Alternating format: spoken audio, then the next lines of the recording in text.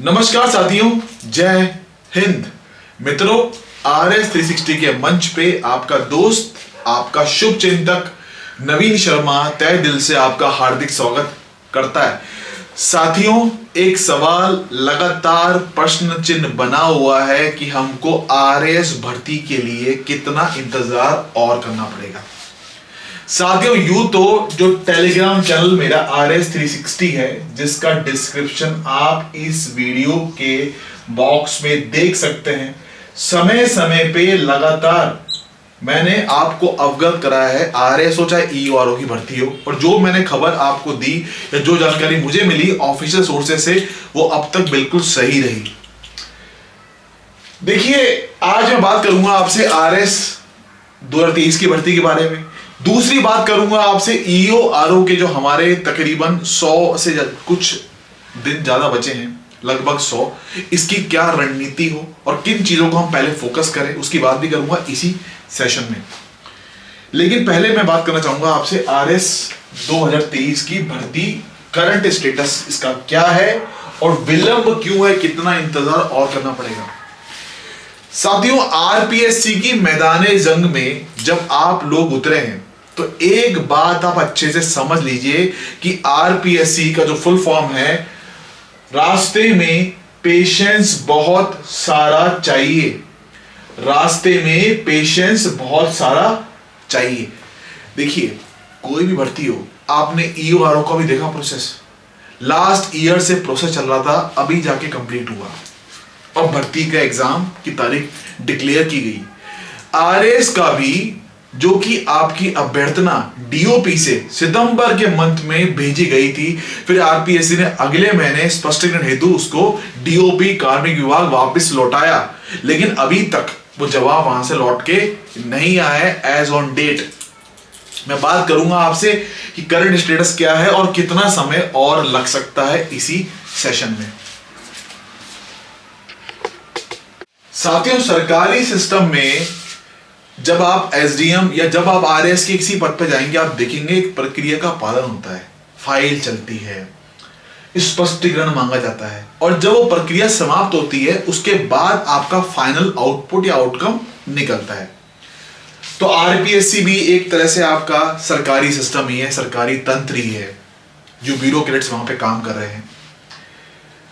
Process ये है कि जो कार्मिक विभाग DOP है, चाहे कोई भी भर्ती हो, उसका लेखा जोखा बना के, सीटों का वर्गीकरण करके RPSC के पास भिजवाता है। जो हमारे केस में RS में ये अक्टूबर सितंबर या लास्ट में अक्टूबर के अराउंड ये आपका पहुंच गया था RPSC अभ्यर्थना।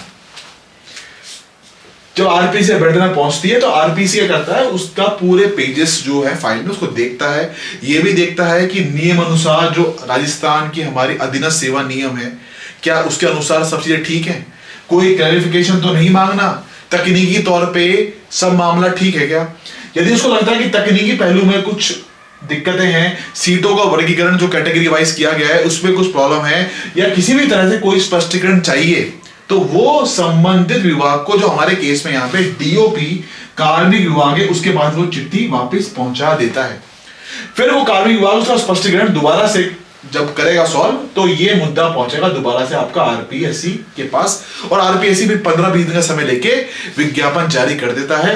ये एक प्रोसेस आपका यहाँ पे फॉलो किया जाता है। एडवर्टीजमेंट, अभी हम कौन सी स्टेज में है, अभी हम जो है आपके DOP के पास स्पष्टीकरण के लिए जो भेजा गया था, अभी लौट के RPSC नहीं गया है कागज एज ऑन डेट। कारण क्या है? कारण तो जो सीटों की बढ़ने की कवायद चल रही है, जो पहले बताया मैंने आपको, पहले 587 पद पे DOP से RPSC के पास में चिट्ठी भेजी गई थी। उसमें पदों की जो अपने पद हैं उसकी बढ़ोतरी होती है।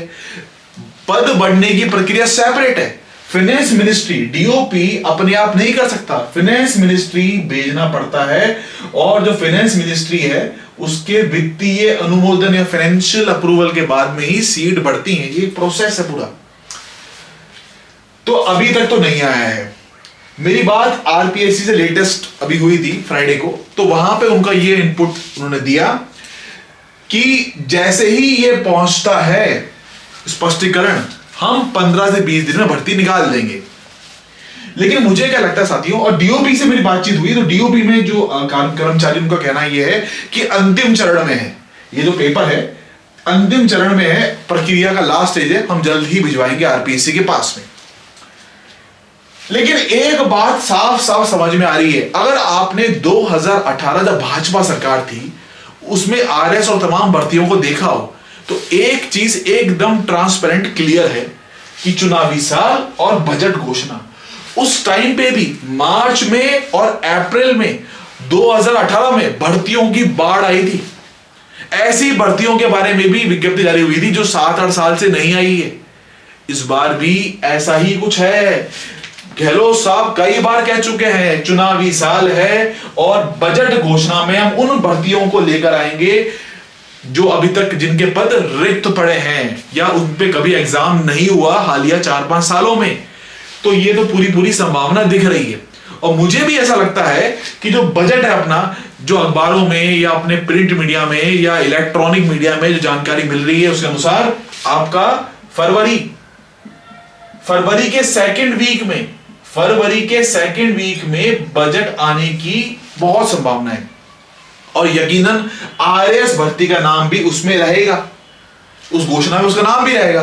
तो ऐसा अनुमान लगा सकते हैं आज 21 जनवरी, ठीक है, जनवरी का इतना समय निकल गया है तो अब जनवरी में तो भर्ती नहीं आएगी, क्योंकि अगर आरपीएससी लेटर आपका मंडे ट्यूसडे को भी पहुंच जाता है तो भी आरपीएससी मिनिमम टाइम लेता है 15 दिन का, उसके बाद विज्ञप्ति जारी करता है।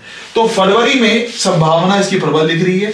दूसरी बात, लेकिन भर्ती आएगी फरवरी के अंदर, ये मान के चलिए कि इसका प्रोसेस कहीं ना कहीं जाके अब खत्म होगा ही, बहुत डिले ऑलरेडी हो चुका है। दूसरी बात कि एग्जाम कब होगा प्री का, तो देखो साथियों, जब भर्ती ही आपकी फरवरी में आएगी या फरवरी के एंड तक भी पहुंचे निकले विज्ञप्ति, 1 महीना तो फॉर्म भरने का आरपीएससी आपको देता है, फिर त्रुटियों को सुधारने के लिए कुछ समय दिया जाता है, उसमें भी एक प्रोसेस फॉलो होता है। जून तक का आरपीएससी का हमारा शेड्यूल कैलेंडर जारी है, उससे डेट क्लैश नहीं करवा सकता, यूपीएससी के एग्जाम से डेट क्लैश नहीं करवा सकता। तो साथियों, जून से पहले आरएस प्री एग्जाम हो इसकी संभावना बहुत ही कम है।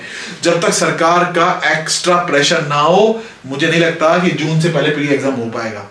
ठीक है, तो आपको अभी सब दिख रहा है, स्पष्ट दिख रहा है कि क्या होने वाला है। उसके अकॉर्डिंग अपनी प्रिपरेशन को आप मजबूती से कीजिए और याद रखिए कि आरपीएससी की मैदान जंग में कूदे हो तो यहां पे जो पी है ना, वो पेशेंस के लिए ही है। आरपीएससी का पी पेशेंस के लिए ही बना है, इसीलिए ये सब चीजें सही हैं, प्रोसेस में भी है, भर्ती निकलेगी, आज नहीं तो कल दर्शन होंगे ही ना।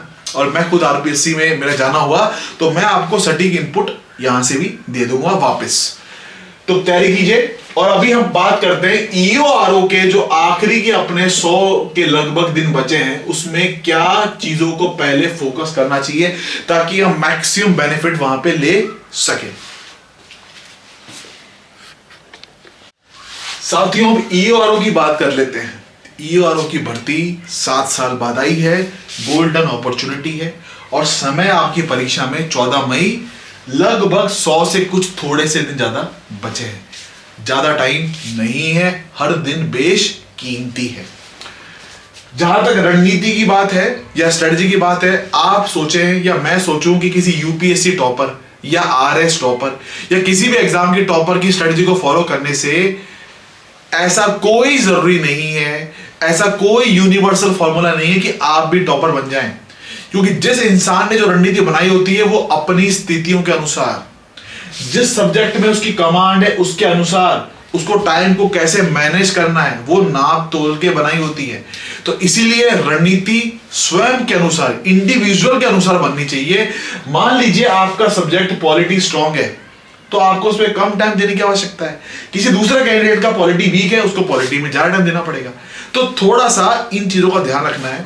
कोई साथी हमारा जॉब में है उसकी रणनीति अलग होगी, कोई साथी जो है सिर्फ अभी तैयारी कर रहा है, फ्रेशियर है, कॉलेज से लास्ट ईयर ही पास आउट हुआ है, उसकी रणनीति अलग होगी। और दोनों रणनीतियां सेम हो ये बिल्कुल जरूरी नहीं है, और रणनीति बिल्कुल किसी भी इंसान की, दो इंसानों की सेम होनी भी नहीं चाहिए। क्योंकि सबकी परिस्थितियां, सबकी कंडीशंस, सबका स्किल सेट डिफरेंट ही होता है। फिर भी कुछ कॉमन बातें जिन पर आपको जरूर ध्यान देना है, जहां पे ध्यान देने से फायदा ही होता है, जो कि मेरा एक्सपीरियंस अब तक रहा है। देखिए साथियों, पहली चीज तो ये है कि आपके सिलेबस को अपन देखें ईओआरओ के, तो टोटल 6 कंपोनेंट है इसके, 6 इसको भागों में सिलेबस को विभाजित किया जा सकता है। पहला भाग राजस्थान इतिहास, राजस्थान का हिस्ट्री, कला एवं संस्कृति, आर्ट एंड कल्चर, और परंपरा और विरासत, हेरिटेज। तो फर्स्ट पार्ट तो पूरा as it is cut copy paste है, जो कि आरएस प्री में आता है। जैसा आरएस प्री का सिलेबस है ना, एग्जैक्टली वैसा का वैसा कट कॉपी पेस्ट। बल्कि किसी भी एग्जाम में आप राजस्थान की तैयारी करते हो, ये चीजें आप पढ़ते हो, तो इसमें अलग से कुछ आपको नहीं करना है। जो तैयारी आपने कंटिन्यू रखी है अब तक, जो भी सब्जेक्ट के लिए आपने पढ़ा है, जिस भी एग्जाम के लिए आपने पढ़ा है, उसी के अनुसार इसको पढ़ें। दूसरा हमारा राजस्थान भूगोल, जियोग्राफी, ये भी आपका cut copy paste RS pre, और इसमें भी वही चीज पढ़नी है जो आप आरएस या तमाम अदर आरपीएससी या आरएसएमएमबी की भर्तियों के लिए पढ़ते हो। राजस्थान राजव्यवस्था, भारतीय राजव्यवस्था, Indian polity, Rajasthan polity, exactly ये भी कट कॉपी पेस्ट ही है। और करंट अफेयर में भी राष्ट्रीय, अंतरराष्ट्रीय और राजस्थान। तो 5 कंपोनेंट तो अपने ये।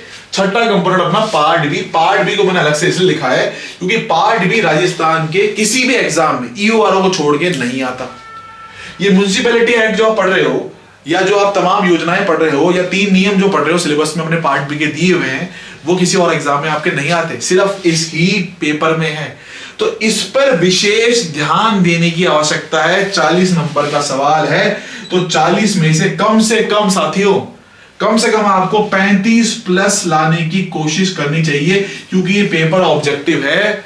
यहां पे लोग, जैसा कि मैं अपनी ऐप पे देखता हूं, इतने कैंडिडेट से मेरा कांटेक्ट है, बात बताते हैं अपनी, तो मैं आपसे साफ साफ कहना चाहता हूं कि यहां पे बहुत से लोग हैं जो पूरा प्रयास कर रहे हैं अच्छे से अच्छा नंबर लाने का। तो साथियों, ये कोशिश, मैं ऐसा नहीं कह रहा कि आपको आपका स्कोर 30 आया तो आपका नहीं होगा, 32 आया तो नहीं होगा 40 में से, लेकिन कोशिश करनी चाहिए, एफर्ट करना चाहिए। 104 सीटें, हमारे पास सिलेबस के 6 हिस्से। यदि हम सीधा सा गणित लगाएं कि 90 दिन के हिसाब से चलें, और ये 5 और एक 6 हिस्से अपन इसको देखें, तो 15 दिन का हिसाब बनता है। तो मोटा मोटा आपके पास एक सब्जेक्ट को करने के लिए, एक सब्जेक्ट का मतलब ये टॉपिक है, दूसरा टॉपिक है, तीसरा टॉपिक करने के लिए 15 दिन का समय मिल रहा है। 15 दिन पर टॉपिक, 15 डेज पर टॉपिक। तो आप कोशिश करो, जिस भी टॉपिक को उठाओ, मैं ऐसा नहीं कह रहा कि 2-3 टॉपिक को साथ लेके चलो। आपने मान लीजिए राजस्थान भूगोल उठाया अभी रिवीजन करने के लिए या पढ़ने के लिए, तो आप कोशिश करो इसको पूरे को प्लस पार्ट बी को साथ में लेके चलना है। यदि आप 8 घंटे पढ़ते हैं, तो उन 8 घंटों में से कोशिश करो कि कम से कम आप जो है 3 घंटे तो जाने चाहिए पार्ट बी के लिए, और कम से कम 3 घंटे आपके पार्ट ए के लिए, और 2 घंटे में आप जो है सवालों की प्रैक्टिस करो, चाहे पार्ट ए के हो चाहे पार्ट बी के हो। इस तरह से तो हमको एमसीक्यू के क्वेश्चन की प्रैक्टिस भी करनी है। तो अगर 8 घंटे का हिसाब बनता है, तो 8 घंटे में 3 घंटे आप करो पार्ट ए, 3 घंटे पढ़ो पार्ट बी, और 2 घंटे में आप सवालों की प्रैक्टिस, ताकि आप कितना पढ़ पाए, कितना समझ पाए। उसमें टेस्ट सीरीज जो मैंने जो यहाँ पे अपने RS360 ऐप पे लॉन्च की हुई है, अभी तमाम क्वेश्चंस की प्रैक्टिस करवाने वाला हूं, क्योंकि सिलेबस बिल्कुल खत्म हो ही चुका है। तो अब 3 महीने क्वेश्चंस की प्रैक्टिस ही करनी है अपनी ऐप पे, चाहे RS हो, चाहे ईओआरओ पार्ट ए या पार्ट बी हो। ठीक है, तो पहली चीज तो ये कि 15 दिन की रणनीति, 15 दिन का हिसाब, कि 15 दिन में आपने चुना, उस 15 दिन में आपने इस सब्जेक्ट की, इस टॉपिक की पीएचडी कर डाली। जितना आप पढ़ सकते हो पढ़ लिया, और उसके बाद फिर आपने पार्ट बी को साथ लेके चलना है। तो अब ये ऐसे काम करोगे, ऐसा करने के बाद क्या होगा, ऐसा करने से क्या होगा, ये टॉपिक कई साथियों ने आरएस के दौरान पढ़े होते हैं, ये टॉपिक आपके आरएसएमएमबी, आरपीएससी के तमाम वैकेंसीज के टाइम पे पढ़े होते हैं। आपको रिवीजन करने की जरूरत है मल्टीपल टाइम्स। यहां पे एक पॉइंट लिखा है मैंने, मल्टीपल टाइम्स आपको रिवीजन करना है। कम से कम एक अनुमान है कि एग्जाम 14 मई से पहले कम से कम 3 बार, मिनिमम 3 बार बोल रहा हूं आपसे, 3 से 4 बार मिनिमम आपके हर टॉपिक का रिवीजन होना चाहिए। राजस्थान इतिहास कम से कम 3 बार पढ़ा हो आपने, राजस्थान के राजवस्था, इंडियन पॉलिटी, करंट अफेयर, ये 3 बार आपने देख लिया हो। क्योंकि एग्जाम में क्या होता है, जब परीक्षा में जाते हैं, एक सिंगल पेपर है, सीटें 104 हैं, हाथ पांव फूल जाते हैं, समझ नहीं आता आखिरी दिन, आखिरी हफ्ते में कि क्या पढ़े क्या छोड़े, और ऐसा लगता है कि सब पढ़ा हुआ भूल गए हैं हम। ऐसा बहुत होता है कि पढ़ा हुआ भूल चुके हैं, लेकिन आपको ऐसा बिल्कुल नहीं लगेगा यदि आपने कम से कम 3 से 4 बार हर टॉपिक का, हर भाग का रिवीजन आपने कर लिया, इस गोल्डन अपॉर्चुनिटी को भूलने के लिए। और जितना हो सकता है एमसीक्यू की प्रैक्टिस करें। पार्ट ए में तो भंडार लगा हुआ है, पार्ट ए में तो आपको तमाम एमसीक्यू मिल जाएंगे, और पार्ट बी के लिए मैं क्वेश्चन खुद फ्रेम कर रहा हूं, जहां जहां से मिले आपको, आप प्रैक्टिस करो, आपको फायदा मिलेगा। तो साथियों देखिए, ये है कि ये जो 6 टॉपिक की कहानी है, इन 6 टॉपिक में हमको इस प्रकार से अपना बेस्ट आउटपुट देने की कोशिश करनी है कि कम से कम आप जो है 120 जो सवाल है, जिस दिन आप पेपर देकर आओ, देखो मैं ऐसा नहीं कह रहा कि कट ऑफ कितनी जाएगी, अभी से कोई ये बोल दे कट ऑफ कितनी जाएगी, एकदम गलत बात है, पेपर हमारे पास हुआ नहीं है अभी। लेकिन जिस प्रकार से कंपटीशन है और सीटें आपकी जो है 104 है, इन सीटों को देखते हुए और 120 आपके सवाल आएंगे, उसको देखते हुए ये कहने में बिल्कुल भी संदेह नहीं कि कम से कम आपको 90 सवाल तो आपके कम से कम बैठने चाहिए, या इससे ऊपर भी होने चाहिए। ठीक है, 90 सवाल आपके बैठने चाहिए, या इससे ज्यादा हो तभी जाके एक संभावना बनेगी। सीटें कम है ना बॉस, ठीक है। फिर आपकी कौन सी कैटेगरी है, महिला वर्ग से हो, पुरुष वर्ग से हो, उस पर भी डिपेंड करता है। इसी वजह से आरएस की बात होती है, प्री एग्जाम में काफी लोग पास करते हैं, ठीक है, 15,000 लोग पास करते हैं, तो वहां पे सीटें ज्यादा होती हैं, तो कट ऑफ भी कम जाती है। पर यहाँ पे सीटें कम है, और सबको पता है कि इसमें ना तो इसमें इंडियन हिस्ट्री है, ना इस सिलेबस के अंदर आपका जो है भारतीय भूगोल, इंडियन ज्योग्राफी है, ना वर्ल्ड ज्योग्राफी है। छोटा सिलेबस है ना, छोटा सिलेबस है, और राजस्थान का लोगों ने पढ़ा हुआ है, अभी भी लोग पढ़ रहे हैं डिफरेंट एग्जाम के लिए, तो सब अपना बेस्ट देने की कोशिश करते हैं। तो इसीलिए मैं आपसे कहूंगा कि 90 120 में से इसको टारगेट, ये नहीं कि इसको लेके चलो, इससे बल्कि टारगेट तो जितना हो सकता है उतना करो, लेकिन इससे नीचे मुझे थोड़ा मुश्किल लगता है सीटों को देखते हुए। वो अलग बात है, पेपर बहुत टफ आ गया तो ये कम हो जाए, वो एक अलग चीज है।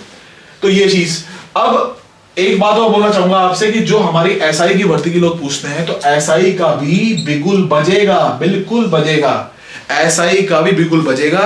और बजट जो अपना आ रहा है, उस बजट में युवाओं पर केंद्रित जो ये बजट रहने वाला है, मुख्यमंत्री महोदय कई बार कह चुके हैं, एसआई का भी अनाउंसमेंट उसमें हो सकता है साथियों। तो मुझे पूरी उम्मीद है कि 2023 में एसआई का भी आपका जो ट्रेन है वो चलेगी। तो साथियों एक बात आप याद रखना, मैं आखिरी में आपसे ये बोलूंगा कि जैसे अपन टाइपराइटर होता है, एक जमाने में हम चीजों को, जब कंप्यूटर का युग नहीं था, टाइपराइटर का इस्तेमाल करते थे टेक्स्ट को टाइप करने के लिए। वहां पे बैक स्पेस का ऑप्शन नहीं था, गलती हो गई तो हो गई, तो गलती नहीं करने के लिए हमको डिलीजेंटली, बड़ा केयरफुली टाइप करना पड़ता था ताकि कोई मिस्टेक ना हो।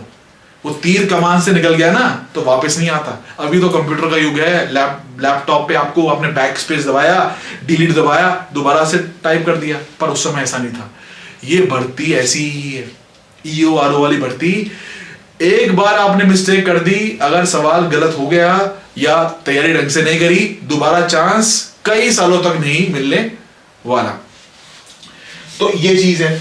दूसरी बात साथियों, एक लास्ट लाइन से मैं आपको ये सेशन अपना एंड करूंगा कि जो आपकी सफलता मानिए, सफलता क्या है, एक रास्ता है, कामयाबी एक रास्ता है। तो उस कामयाबी की जो रास्ता है ना, उसकी आपका जो वे है जाने का, वो मेहनत नाम के हाईवे से होकर गुजरता है। तो सफलता एक रास्ता है जो मेहनत नाम के हाईवे से होके गुजरता है। इस बात को याद रखो, यकीनन आप बिल्कुल सफल होंगे। बहुत बहुत धन्यवाद आपका, थैंक यू वेरी मच। आप सबका दिन बहुत शुभ रहे।